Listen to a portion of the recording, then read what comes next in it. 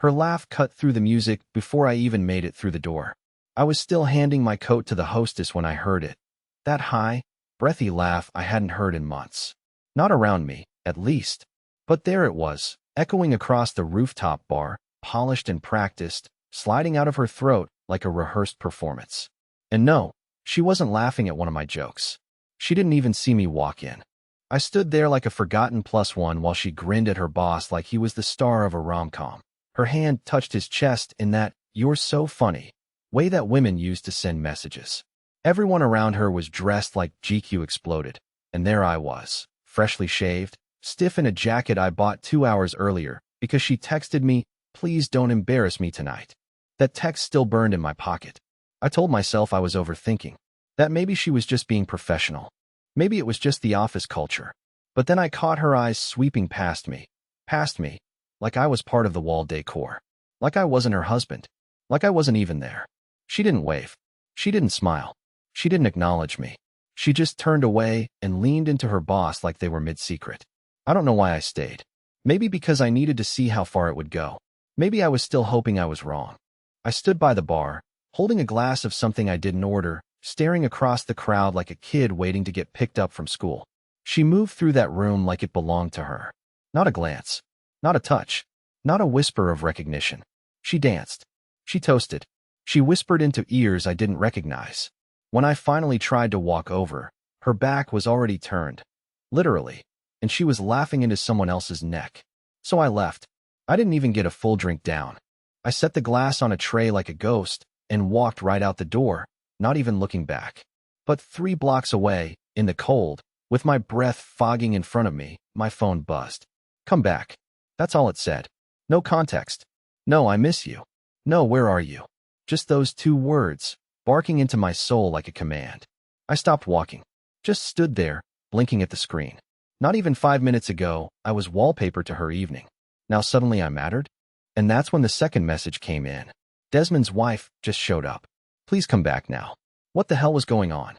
And why did my stomach twist when I read her boss's name? Because deep down, I already knew. I didn't move for a full 30 seconds.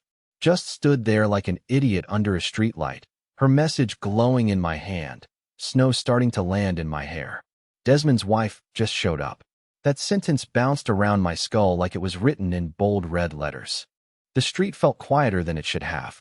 My heart was pounding in my throat, not because I missed her or wanted to go back, but because I realized something bigger was happening, something I wasn't supposed to be part of. She hadn't texted because she missed me. She texted because I was part of the alibi that just fell apart. She didn't want me. She needed cover. And that realization? It made me sick. I didn't text her back. I didn't turn around. I walked to the gas station on the corner, the one that still had flickering Christmas lights up, and sat in the plastic chair outside, near the propane tank cage. I just sat there, cold metal biting through my jeans, staring at my phone screen while her messages kept coming. "Where are you? Please answer. I need you to come back. Right now. I'll explain everything. And finally, if you love me, don't leave me like this." That last one almost got me. Almost. But then I remembered how she looked past me, how she laughed at someone else's joke while I stood there like the janitor. I pulled up her location. Yeah, she never turned it off. Her dad was still at the rooftop bar, still surrounded by music and champagne and coworkers pretending to like each other. I zoomed in, stared at it like it might reveal something. But it didn't show him. It didn't show Desmond. It didn't show what she had said or done. It didn't show if his wife had really shown up. But something told me, deep in my gut, that this wasn't the first time they'd danced too close. And suddenly, all the late meetings, the overtime, the makeup in the car, the deleted texts, the nights she came home smelling like someone else's cologne, they all clicked into place like puzzle pieces I'd been too afraid to force together. I didn't want revenge. Not yet. I just wanted truth. I wanted to see. So I did something I'd never done before. I turned on the voice recorder on my phone. Then I walked back to the bar. I don't even know why I did it. Maybe it was instinct. Maybe I wanted to catch something. Her voice, her excuse, her lie, on record. I kept my phone in my coat pocket, screen down, audio rolling. When I walked through the door, everything felt different. People were scattered, whispering. The music had been turned down, like someone had kicked the party in the ribs. I saw Marlene immediately. Her hair was a mess. Her lipstick had faded. She looked pale. And then I saw the woman next to her. Older, stunning, and furious. Desmond's wife, I assumed. She had that sharp, icy look of someone who'd just detonated a marriage in public. And then Marlene spotted me. Her eyes widened like I was some lifeline, like the boat she'd pushed away had turned back. She actually ran to me. "There you are," she gasped, looping her arm through mine like we'd been attached all night. "I told you he just stepped outside," she said to Desmond's wife, her voice trembling. "Wendell and I were just getting air. Right, babe?" She turned to me with a smile that didn't reach her eyes. Right. And in that moment, I could have played along. I could have nodded. Lied for her. Saved her from whatever collapse she was scrambling to delay. But I didn't. I just looked at her and said, "No, Marlene. I left because you made me feel like I didn't exist." You could have heard a pin drop. Her grip on my arm loosened. Her eyes darted toward Desmond's wife, who looked like she'd just received her final confirmation. And then all hell broke loose. She blinked like she didn't understand the sentence. Like I was supposed to stick to the script she'd written in her head.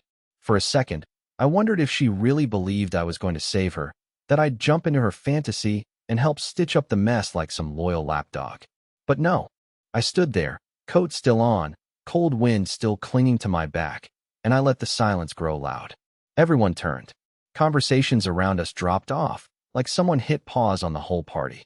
Marlene's lips parted slightly, but no words came out. That fake little smile died in real time, and the color drained from her face. Desmond's wife, God, I wish I knew her name, crossed her arms. She looked at Marlene with the kind of hatred you don't get from one bad night. No, this was layered. Heavy, like someone who had been collecting doubt piece by piece, waiting for the last one to fall into place. "So," she said quietly, "you didn't spend the last hour out on the balcony with your husband?" Her voice was low and calm, which made it worse. Marlene looked like she wanted to scream and run at the same time. I didn't say anything. I didn't have to. The air said it all. The air around her was lying. Then came the sound. That sick little ding from someone's phone. Desmond's wife raised her hand, holding it up. A screenshot. She turned it around for just a second, and I caught a glimpse of it, a blurry photo. A reflection from a nearby building window. A silhouette. Two people too close. One in an orange dress. One with his hands where they didn't belong. Marlene's eyes locked on it. And for a second I thought she might faint. But she didn't. Instead, she did something worse. She turned to me like I was the villain. "Are you happy now?" She whispered, so quietly I almost laughed. Happy. Happy. That's what she thought this was about. I didn't even get a chance to respond before Desmond's wife let out a bitter laugh and walked straight past us, heels snapping across the marble like a final verdict. Desmond appeared seconds later, the man of the hour, now looking like a scolded child. His tie was gone, shirt unbuttoned too far, face pale. He looked at Marlene like he'd just realized she was radioactive. Then he turned toward me, of all people. "You didn't have to come back," he muttered, as if I'd ruined his night. I stared at him. Really stared. For the first time, I noticed his cufflink was missing, his watch crooked. His lips were still stained red. And I realized, if that photo was from tonight, and it looked like it was, that meant they hadn't just flirted. They'd stepped over the line completely. Marlene must have seen the shift in my eyes, because her face collapsed. Her hands reached for me like that would fix something, but I stepped back. I reached into my coat pocket and stopped the voice recording on my phone. She noticed. "What is that?" she whispered. Her voice cracked. "What did you?" "Wendell, what did you record?" I didn't answer. She tried to grab it. "In public. Right there in front of everyone." "You can't do that," she hissed. "You can't record me." But her panic wasn't legal. It was emotional. She wasn't worried about me breaking laws. She was terrified I had caught something she couldn't erase. I held the phone tighter. Still didn't say a word. And then came the moment I'll never forget. Not because it was dramatic. It wasn't. It was quiet. Almost too quiet. She whispered, "Please don't destroy everything over a misunderstanding." And that was it. That was the moment I knew she was never going to admit it. Not even now. Not even when caught mid-lie, mid-cover-up, mid-collapse. She was still hoping I'd fall back in line. Be her husband again. Protect her. Lie for her. Disappear for her. But this time, I wasn't going anywhere. I don't remember walking out of the party. I just remember the doors slamming behind me, the warm buzz of 100 false faces disappearing into the night, and my hand still shaking around the phone in my coat pocket. I walked without direction, without thought, just numb, my brain trying to process the fact that my wife, had tried to use me like a human shield to dodge consequences she created behind my back. And worse, she didn't even try to apologize. She tried to control the narrative. She always had a talent for that, making everything seem like a minor misunderstanding, a slightly overcooked story that needed a little buttering up. But not this time. This time I had something she couldn't twist: audio, context, proof that I had been dismissed, ignored, then summoned only when the damage control team failed. I ended up sitting on a concrete planter 2 blocks away from the venue, just outside some closed Italian cafe, watching condensation rise off a sewer grate while my phone buzzed over and over again in my hand. Calls, voicemails, messages, all from her. The first few were fake calm. "Wendell, where did you go? Can we please talk?" Then came the slightly more urgent ones. "You're blowing this out of proportion. You really don't understand what's happening." Then finally, full panic. "You don't get it. This is my career. If she files a complaint, I'm done. Please, please, don't do anything stupid." Not one message included the words "I'm sorry." That silence said more than any text ever could. I finally stood up and headed home, walking the 2 miles back to our apartment because I couldn't stand the idea of sitting still. When I got there, everything was exactly the same. Her heels by the door, her coat on the hook, that stupid scented candle she always lit burning in the kitchen like a mockery of comfort. I looked around like a stranger. It felt like I'd walked into someone else's home. 15 minutes later, the front door opened, and there she was. Marlene. Hair still styled, lipstick reapplied, like she'd used the Uber ride to collect herself and re-enter the scene as the misunderstood victim. She didn't say anything at first, just stared at me, like she was waiting for me to speak first, like I owed her something. "I just need you to understand," she began, her voice perfectly calibrated to sound fragile, "that nothing happened. We've always been flirty, but that's how we are at work. It's performative. It means nothing." I laughed. Actually laughed. Not because it was funny, but because the sentence was so insulting it wrapped around to hilarious. "Performative," I said. "You think grabbing his tie and giggling into his mouth is just office theater?" Her expression changed, just slightly. A twitch, a flicker of annoyance underneath all that carefully painted vulnerability. "That picture doesn't show what you think it does." And the lipstick on his collar? The missing cufflink? The panicked wife showing up and cornering you while you begged me to fake an alibi. Was that all just a dress rehearsal, Marlene? She didn't answer. Instead, she walked over to me slowly and said, "I messed up. Okay, but I love you. I made a mistake. A mistake, Wendell. Don't blow up our life over something that barely happened." That word again. Mistake. Like she forgot to return a library book. Like she misplaced her keys. Like I was supposed to wrap my arms around her and say, "It's okay, babe. I forgive you. Let's just pretend this was a weird Friday." I pulled my phone from my coat pocket and opened the voice memo. "Want to know what a real mistake sounds like?" I asked. Her eyes widened. She reached forward. I took a step back. "You said some very interesting things while I was gone, and I think I should hear them again." Slowly, with clarity. Now the panic came back. "No, Wendell, please don't play that. You don't know how this will make things worse." I wasn't thinking straight. "You're not thinking straight. We should talk to someone, get help. Therapy. We can fix this." But I was already scrolling to the start of the file. I hadn't even listened to it yet. I didn't want to. I wasn't ready to hear her voice in those moments. But I needed her to know I had it. I needed her to feel the same helplessness she threw at me every time she twisted the truth like wet cloth. That's when she changed tactics. "If you send that to anyone," she said, suddenly calm, too calm, "I'll tell them you recorded me without my knowledge. You'll be the one who looks insane. And guess what? They'll believe me." She stared at me like she already knew the ending of this story. And for the first time, I realized. So did I? She expected me to argue. She expected me to shout, to fall apart, to tell her she was evil, or broken, or not the woman I married. She was bracing for a fight. But I didn't give her one. I didn't even raise my voice. I just looked at her. Not through her like earlier, not past her like she did at the party, but at her. The way you stare at something that used to mean everything and now just makes your chest feel heavy. "Okay," I said. Just that. One word. Quiet. Cold. She blinked like she didn't understand it. Okay, she repeated. That's it. Yeah. I turned, walked past her into the hallway, opened the closet, and pulled out the small suitcase I used to take on my rare business trips. I could hear her footsteps behind me, rapid now, nervous. What are you doing? She asked. I'm giving you space, I said. To think. To remember what it feels like when I'm not in the room. But this time, it won't be convenient. Her jaw dropped slightly. She wasn't ready for this version of me. Quiet, deliberate, leaving without slamming the door.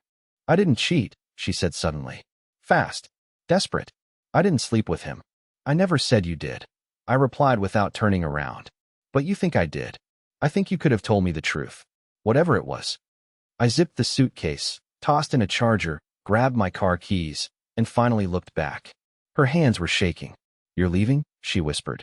For now.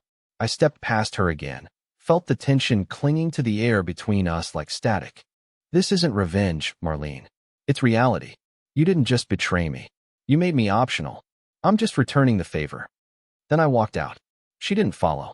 But when I got to the car and finally looked at my phone again, her name was already lighting up the screen. We need to talk. There's something else you don't know. And just like that, the silence got louder. I sat in the car, gripping the steering wheel with both hands, even though the engine was off. Her message was still on my screen. There's something else you don't know. That line hit different. It wasn't her usual deflection. It wasn't some weak excuse or emotional plea. It sounded real. And that terrified me more than anything she'd already done. I didn't answer right away. I just stared through the windshield at the blurry reflections on the wet pavement, wondering how many other things she'd tucked away in her silence. I thought I had uncovered the betrayal already, but now it felt like I'd only brushed the surface, like I'd kicked over a stone and found more movement underneath. She called. I let it ring. She called again, then again. Finally, on the fourth try, I answered, not because I was ready to hear her, but because I couldn't handle not knowing anymore. Her voice came through the speaker like it was being filtered through guilt. Thank you for picking up, she said softly. I wasn't sure if you would. I didn't respond. Just listened. There's something I need to tell you before it gets out some other way, she continued. Something from a few months ago. I should have told you then. I just didn't know how. I still said nothing. The silence made her voice crack a little. It wasn't Desmond, she finally said. Not originally. The thing with him was recent, but there was someone else. It was stupid. It ended. But it happened. My heart thudded so hard I thought I might actually black out. I squeezed the wheel until my knuckles popped. Someone else, I repeated. So this isn't your first mistake. Just the first I caught. She didn't deny it. That was the worst part. She didn't rush to correct me or soften the blow. She just let the silence confirm it. I wanted to scream. I wanted to break something, anything, but I couldn't even feel my limbs. I felt frozen, hollowed out. Who? I asked finally, my voice lower than I'd ever heard it. It doesn't matter, she said, way too quickly. It matters to me. There was a pause. Then, his name was Jeremy. He worked at the gym. I was going through a rough patch. We were going through a rough patch. You were always working late, and I felt invisible. It just happened. Invisible. That word again. Like she had a quota for emotional justifications and picked the one that made her feel the least guilty. I could barely process the rest of what she was saying. Some trainer. Some younger guy who smiled at her a few too many times and became the outlet for all her resentment toward a life she chose. You said it ended. I muttered, unsure if I believed her. It did. Months ago. Before or after you asked me to start going to couples yoga? Silence. That told me everything. You brought me into the same building where you cheated? I asked, laughing bitterly. You watched me stretch next to the same mats where you were. God, Marlene. I didn't know how to fix it. She said, suddenly emotional. I thought if we did something together, I could kill the guilt. I didn't want to lose you. I thought I could bury it. You didn't bury it, I snapped. You fertilized it. You built around it. There was a long silence. I thought maybe the call had dropped. But then she said something that genuinely caught me off guard. I took a test. My pulse paused. What kind of test? I asked. She took a breath. A pregnancy test. Last week. And suddenly, everything around me faded. You're pregnant? I don't know, she whispered. I think so. I haven't told anyone else. Not even him. Not Desmond. Not Jeremy. No one. Just you. Just me, I repeated. And for the first time in my life, I felt like a ghost in my own marriage. Like I was watching the wreckage of a home I used to live in. Except I was the only one who didn't hear it collapsing. I didn't say anything for a long time. I just sat in the car with the phone to my ear, breathing like I was trying to stay conscious. Her voice kept repeating my name softly, like a child tugging at a locked door. But I was somewhere else. I was back at that yoga class, watching her guide my hand over some breathing pose, smiling at me like she hadn't already sold pieces of herself to someone else. I was remembering how proud she looked when she said we were reconnecting. I thought I was healing something. But she was burying landmines under every fake smile. "Wendell, please," she whispered. "Say something. Have you taken a second test?" I asked, my voice hollow. "No," she said. "I haven't had the courage. I don't know what I'll do if it's real." I nodded, even though she couldn't see me. "You mean if we're real?" She didn't respond. "I'll tell you what you're going to do," I said. "You're going to take the test. Today. And then you're going to tell me the truth about everything. No more half-truths. No more emotional gymnastics. No more blaming me for you feeling invisible. You want this to mean something? You tell me all of it." "And if I do," she asked, "then I'll decide if I'm still in this marriage," I said. "Not you. Not Jeremy. Not Desmond. Me." That seemed to hit her. I could hear it in the breath she held in her throat. "And if the baby isn't yours?" she asked quietly. I swallowed. "Then I'll thank you for confirming that I've been alone this whole time." Before she could say anything else, I ended the call. Not in anger. Just done. That night, I didn't sleep. I sat in a cheap hotel room with peeling wallpaper and a broken heater, staring at the ceiling, playing every scene from the last 6 months in my head like a broken movie reel. Somewhere in that chaos, something became clear. I wasn't going to stay broken just because she couldn't decide what love meant. I didn't go back the next day. I didn't text. I didn't check in to see if she took the test. I didn't ask if Jeremy knew. I didn't reach out when Desmond's name started trending locally with vague scandal rumors on social media. I stayed silent. And for the first time in years, that silence wasn't punishment. It was peace. 2 days passed. On the third, she showed up outside the hotel. I heard the knock, soft and hesitant. I knew it was her. I didn't move. She knocked again, this time with more urgency, and then I heard the familiar sound of her voice through the door. "I took the test," she said. "And it's negative. There's no baby, Wendell. There's nothing binding you to me anymore. I wanted you to know." Still, I didn't answer. "I don't expect you to forgive me. I don't think I deserve that. But I wanted you to know that I've ended things with everyone. I quit my job. I started therapy. I'm not saying it to win you back. I'm saying it because you deserve the truth. For once." She waited. I opened the door slowly, not because I missed her, but because I needed to look her in the eye when I said what I came to understand. "You're right," I said calmly. "I do deserve the truth. I deserved it the moment I started treating this marriage like it mattered. I deserved it the night I stood by you at that party while you looked through me like I wasn't real." She nodded, tears in her eyes. "I'm not angry anymore," I added. "I'm not bitter. I'm just done living in a story where I'm the afterthought. I'm not staying because we had history. I'm leaving because I want a future, and it's not going to be written in lies." She didn't argue. She didn't beg. She just lowered her eyes and whispered, "I hope one day someone gives you everything I couldn't." And with that, she left. I stood there alone in the doorway, heart still heavy, but this time it wasn't with grief. It was with clarity. 3 weeks later, I signed a lease for a small apartment overlooking the river. Nothing fancy, but quiet. Mine.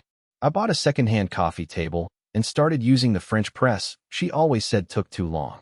I found peace in the slowness. I didn't delete the voice recording. I didn't send it anywhere either.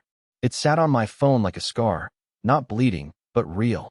Months passed, and one morning, as I was walking through the park, holding a cup of overpriced coffee and listening to a stranger play piano under the old bridge, I realized I was smiling. For no reason. No audience. Just me. I had lost a wife, but I had finally found myself.